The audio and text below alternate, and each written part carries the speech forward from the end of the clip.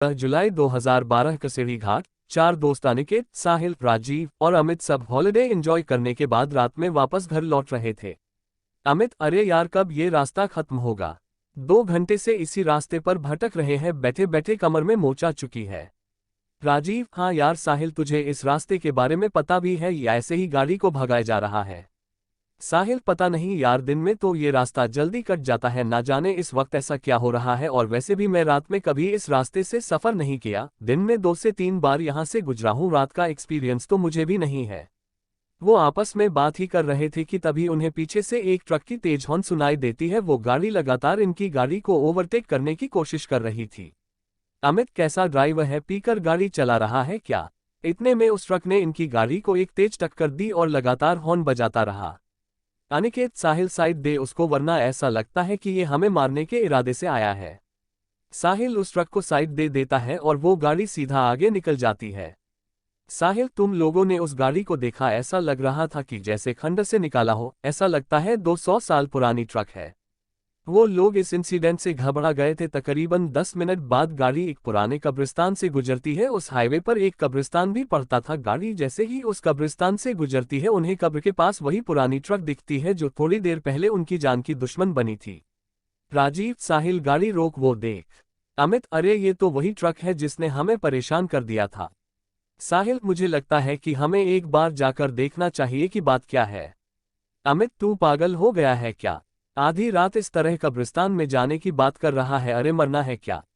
अमित उन्हें वहां जाने से रोकने की कोशिश करता है, लेकिन तभी उन्हें उसी ट्रक से एक आदमी उतरता दिखता है जिसने काले कपड़े पहने हुए थे और उसके सर पर एक टोपी था। वह लगभग 7 फीट लंबा और हट्टा कट्टा था। ये देखकर ना जाने क्यों सबकी उत्सुकता और बढ़ गई और अमित के अलावा सभी उस आदमी के बारे में पता लगाने के लिए उत्सुक हो गए।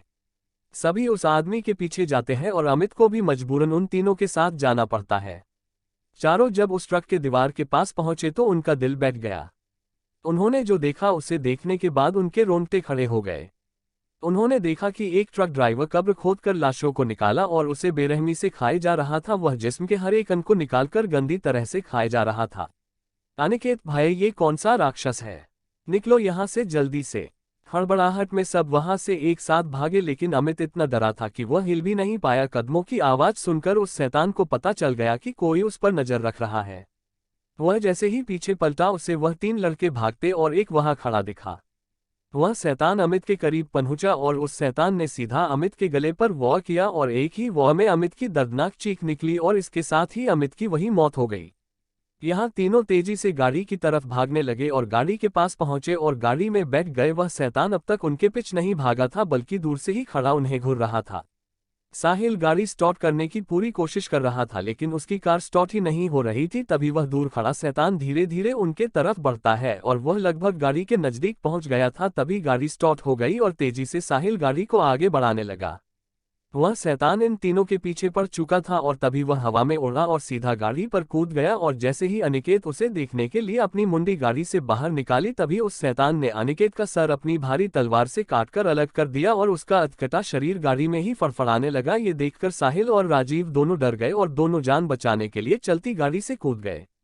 वे दोनों घास के मैदान में गिरे, जिससे उन्हें कम चोट आई। वे दोनों सांस दबाए घास में लेटे रहे, लेकिन उनके डर को उस शैतान ने महसूस कर लिया और फिर शैतान को राजीव एक कोने में दिखा। तभी वो शैतान अपने लंबे नाखून और धारदार तलवार से राजीव पर वार किया, जिससे उसकी दर्दनाक चीख निकल आई और उसकी मौत हो गई।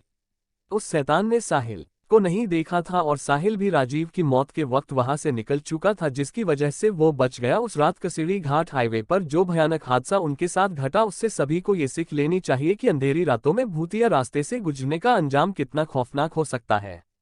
कहते हैं उस भूतिया सड़क की कहानी में कोई शैतान है जो हर रात 12 से 3 के बीच अपने पुराने खतरनाक ट्रक से अपने शिकार का पीछा करता है और उसे मरकर कब्रिस्तान में दफन कर देता है और अगली रात उसे कब्र से निकालकर उसके जिस्म के टुकड़ों को खाता है, जिससे वो अमर रह सके।